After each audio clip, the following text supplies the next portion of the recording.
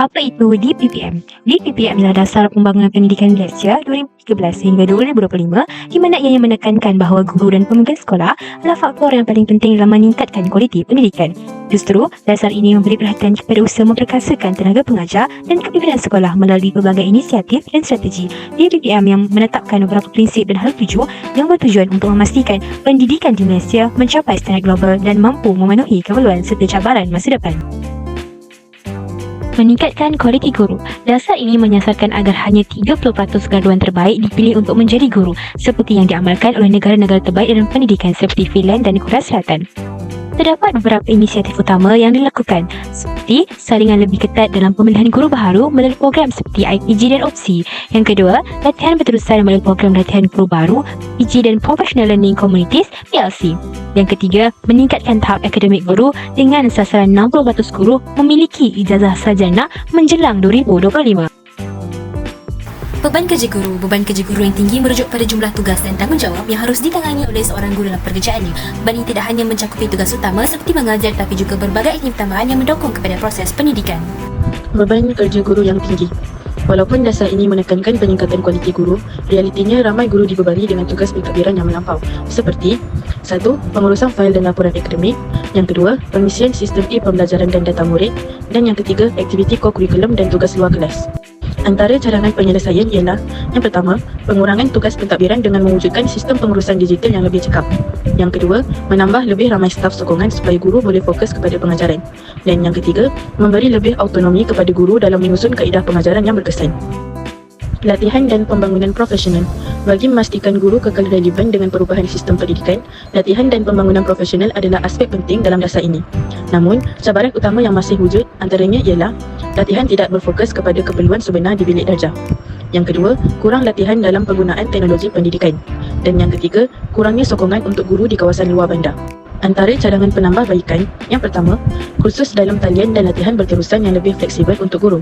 Yang kedua, bimbingan oleh mentor berpengalaman untuk membantu guru baharu. Dan yang ketiga, pengiktirafan kepada guru yang menunjukkan prestasi cemerlang. Pemimpin sebagai penggerak perubahan.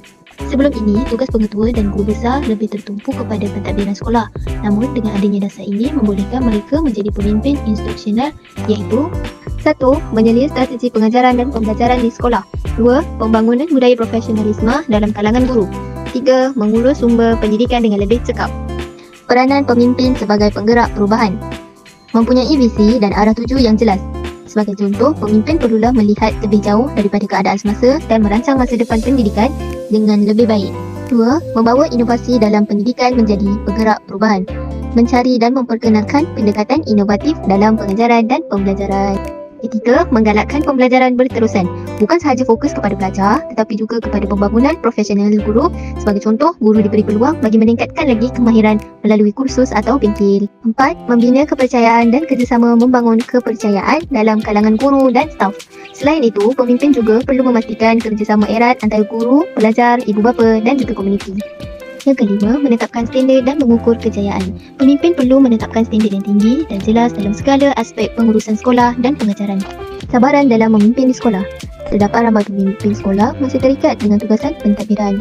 Kedua, kurang fokus kepada peningkatan akademik sekolah. Yang ketiga, kekurangan latihan kepimpinan yang benar-benar praktikal. Cadangan penyelesaian bagi memimpin di sekolah. Menyediakan latihan khas untuk pemimpin sekolah melalui program seperti NPQDL, iaitu National Professional Qualification for Educational Leaders. Yang kedua, mewujudkan sistem mentor-mentee antara pemimpin sekolah baharu dan yang berpengalaman. Yang ketiga, kurangkan birokrasi supaya pengetua dan guru besar dapat memberi tumpuan kepada pembangunan sekolah. Yang kedua, inisiatif transformasi guru dan pemimpin sekolah.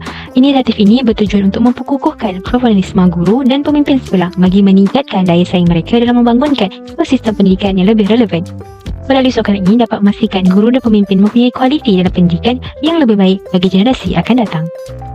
Program Transformasi Sekolah PS25. PS25 ialah merupakan inisiatif daripada Kementerian Pendidikan Malaysia bagi tujuan kecemerlangan sekolah yang melibatkan guru, pelajar, pentadbir dan komuniti.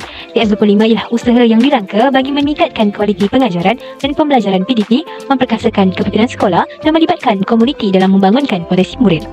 Contoh program PS25, latihan guru dan pemimpin sekolah. Objektifnya mewujudkan budaya sekolah yang positif, kondusif dan inklusif.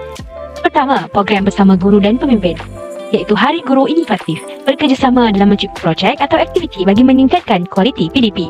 Yang kedua, kempen nilai murni, melibatkan guru, pemimpin sekolah dan pelajar bagi memastikan semua orang mempunyai nilai hormat menghormati, bertanggungjawab dan kerja berpasukan. Yang kedua, latihan pengurusan kesejahteraan guru. Objektif, memberi sokongan kepada guru untuk mengurus tekanan kerja dan keseimbangan di antara kerja dan kehidupan.